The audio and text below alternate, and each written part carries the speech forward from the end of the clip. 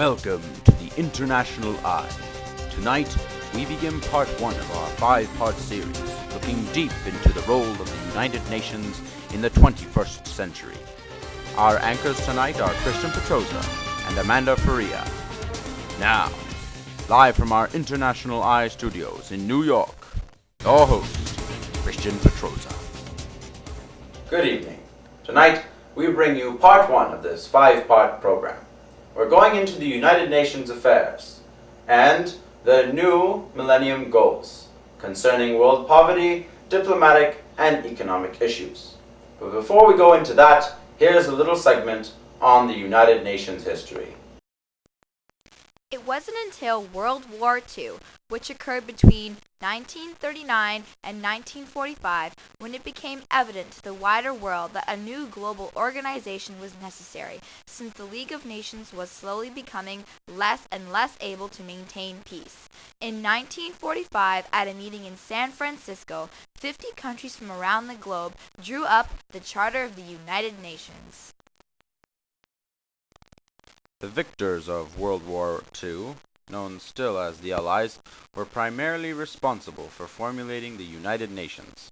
By the fall of 1945, several countries around the globe ratified the Charter of the United Nations. The United Nations was made official in October 1945, and today it has over 195 member countries. The purposes of the United Nations were outlined in its charter and are as follows: to maintain international peace and security, develop friendly relations among nations and facilitate cooperative problem-solving, social, economic, cultural, and humanitarian issues. The Charter of the United Nations requires that all members of the United Nations are equal. All members fulfill their charter obligations. All disputes be settled peacefully, and that the United Nations will and should not interfere in domestic affairs. There are 6 main branches, or rather organs, of the United Nations: the General Assembly, the Security Council, the Secretariat, the Economic and Social Council, the Trusteeship Council, and the International Court of Justice. Each organ has its own obligations and responsibilities. All organs are located at the United Nations headquarters right here in New York City, except for the International Court of Justice, which is located in the Netherlands. And now we go live into the United Nations in New York City with Amanda Faria.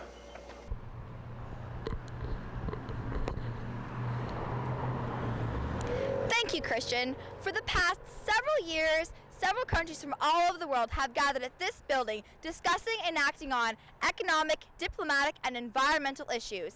Now, discussions for new plans for the Millennium Development Program are in effect, where the United Nations hopes to combat 8 main goals before 2015. Goal number 1. Eradicate extreme poverty and hunger.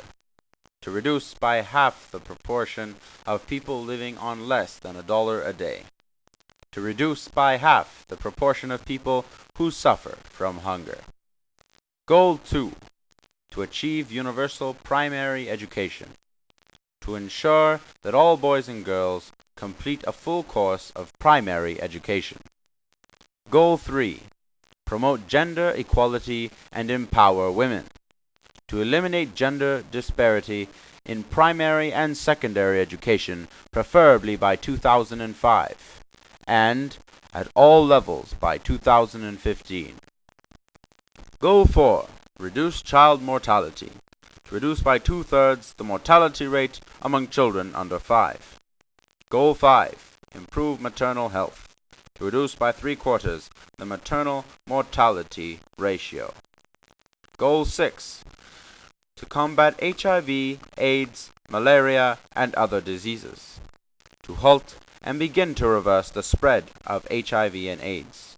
To halt and begin to reverse the incidence of malaria and other major diseases. Goal 7. To ensure environmental sustainability. To integrate the principles of sustainable development into country policies and programs.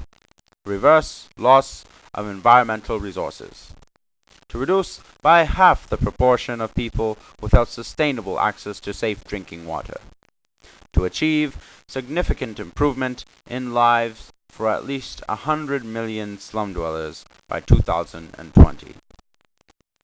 Goal 8. To develop a global partnership for development. To develop further an open trading and financial system that is rule-based, predictable, and non-discriminatory. Includes a commitment to good governance, development of poverty reduction, nationally and internationally. Also, to address the least developed countries' special needs. This includes tariff and quota-free access for their exports, enhanced debt relief for heavily indebted poor countries, cancellation of official bilateral debt, and more generous official development assistance for the countries committed to poverty reduction. So in order to accomplish these goals, what organizations are the UN associated with in this cause? There are so many organizations that they are in league with to help them accomplish these goals. They have the International Monetary Fund, the World Bank, the Economic Commission for Africa, and countless others that have put a lot of money and effort helping the UN achieve these goals by 2015. What is the most recent action being taken for any of these goals as we speak? The most recent progress as recorded by the United Nations is the developing of a global partnership for development, which in 2004 it was agreed that societies of developing nations should be eliminated in order to leave room for relief and assistance.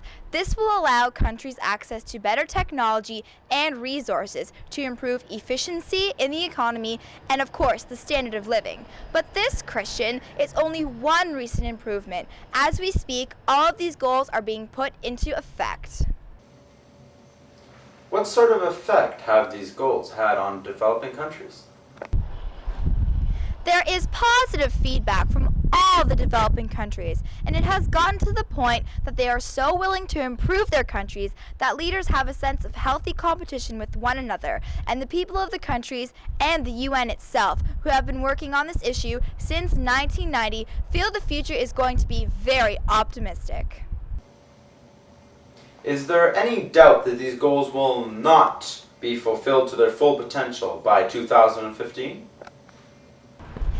These goals were in effect 16 years ago and still are as we speak. The world changes are very gradual, but it seems at this rate the UN is keeping right on schedule. I sure hope so. Thank you very much, Amanda. Always a pleasure, Christian. This concludes part 1 of our 5-part series on the role of the United Nations in the 21st century. Tune in next week for part 2 as we take a sneak peek into the United Nations peacekeeping forces and their posts around the world. Until then, good night and thank you for watching. I'm Christian Petrozza.